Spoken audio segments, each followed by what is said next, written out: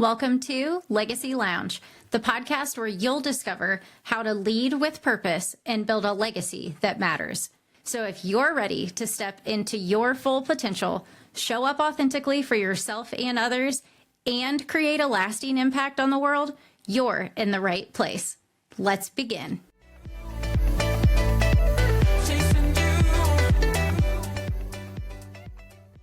Why your flat organization is failing and how to fix it. The span of control trap. The theme of this episode is bigger teams aren't the problem. Bad management conditions are. Heavy hitting organizations from big tech companies to hospitals, retailers at large, industries across the board are currently flattening structures, cutting out middle management, and they are expanding team sizes. The average manager oversees 12 people, 12 direct reports. That is up 50% since 2013. But you all know your girl geeks out about Gallup research and the updates that come out. And they just released a report that shows the real problem isn't the team size. It never has been. It's that we are expanding spans of control without changing the conditions that work for larger teamwork. So today, let's talk about why your flat organization might be failing and 4 questions that determine whether bigger teams actually work or not. So here is the flattening trend. The average team size is 11 people in 2024. It went up to 12 people in 2025. That overall is a 50% increase from 2013. The median of managers, the median that you still manage is still around 5 to 6, but most managers lead smaller teams.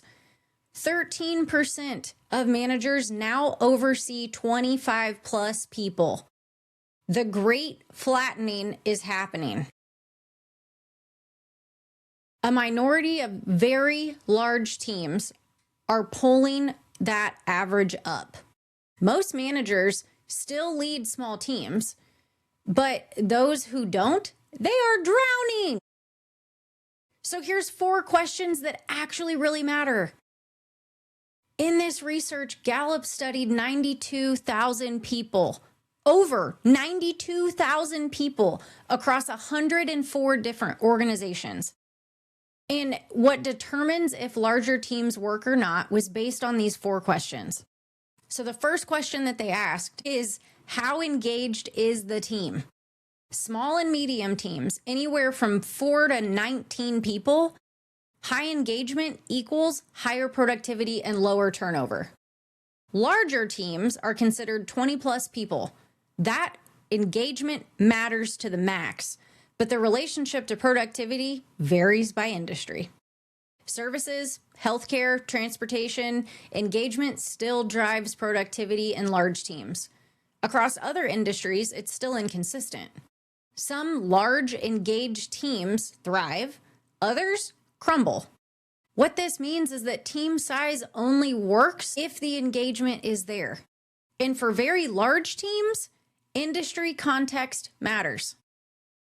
Question 2, how much time does the manager spend on individual contributor work? Gallup stated that 97% of managers have some individual contributor responsibilities. The median rides around 40% of their time. Managers that are under that threshold maintain higher engagement regardless of their team size. The managers over that 40%, their engagement tanks as their team size grows. What this means is that you can't expand team size without reducing the manager's individual workload.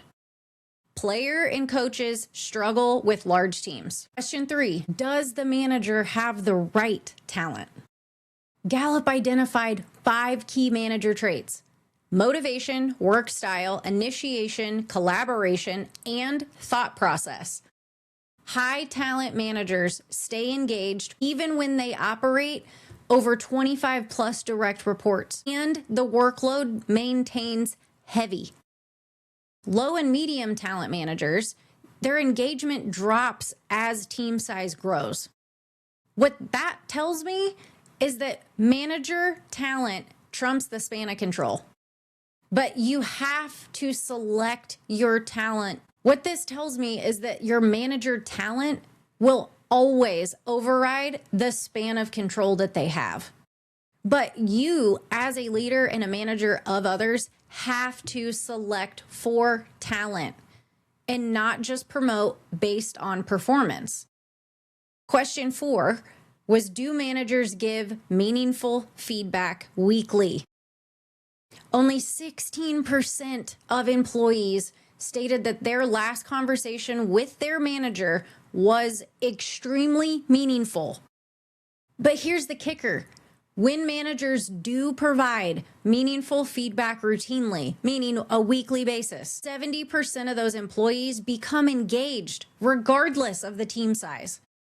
What this means is that in today's disconnected workplace, open communication matters now more than ever.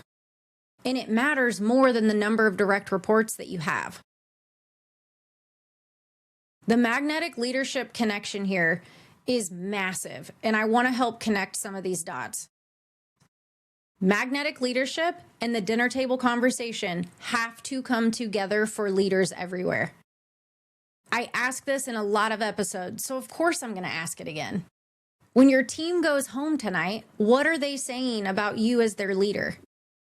If your company has recently flattened without fixing the conditions, they may say something like, my manager has 20 people now and never has time for me. Or my manager is drowning in their own work and trying to manage all of us. It's a circus. Or I don't even know what my goals are anymore. My manager is way too busy to even help me define them. If you have flattened your industry with the right conditions, it changes the conversation and the dynamic entirely. And the way that that will come across sounds like, my manager checks in with me every week. I know where I stand and when I can expect to connect with them. I don't know how they do it. Or, my manager has a team, but still makes me feel like a priority. How cool is that? It also could sound like, my manager's really focused on coaching all of us and not doing the work for us. It's crazy the dynamic that's changed, but I actually know where I stand in a more clear way than I ever have before. So here's what Fortune 30 experience taught me through Target. I managed very large teams, but I did it successfully when I focused on having high engagement, reduced individual contributor work, natural management talent, which means not promoting just for the sake of hitting a number. I protected my calendar like nobody's business. And the first thing on there were my weekly meaningful conversations with each individual person on my team. Not the collective team call. That's a given. It's the one-on-one statuses over the phone, over Zoom, or in person every week. When any of those conditions break down, the team suffers no matter what size it is.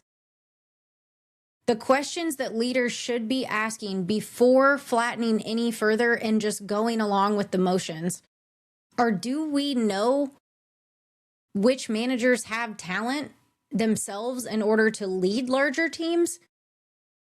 Are we measuring engagement at the team level to see how this impacts that? Because engagement drives productivity. Are we asking managers to be extreme player coaching focused while also training and expanding teams? Have we made weekly meaningful feedback an expected practice for these leaders? Larger spans of control aren't inherently bad, but they only work when you as their leader create the conditions for that to be successful.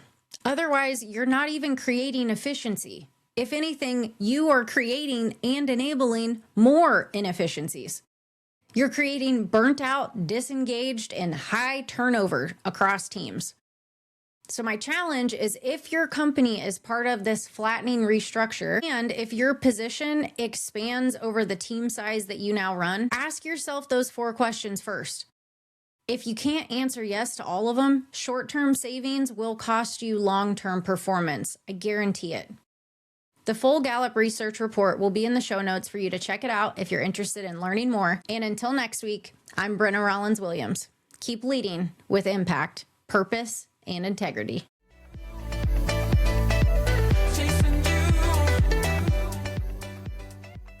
That's it for this episode of Legacy Lounge, a podcast dedicated to empowering you to lead with purpose. Remember, leadership begins with you. When you're connected to your values, strengths, and authentic self, you show up powerfully for your team, businesses, and everyone you lead. To authentically lead others, you must first lead yourself. I challenge you to consider, how are you investing in your personal growth to create a legacy that you envision? Thank you for joining me in the Legacy Lounge. If this episode sparked any thoughts or inspired action, I'd love to hear from you. I'm your host, Brin'na Rollins-Williams. Connect with me on LinkedIn or other socials, and let's continue the conversation. Remember, your legacy is built one intentional step at a time.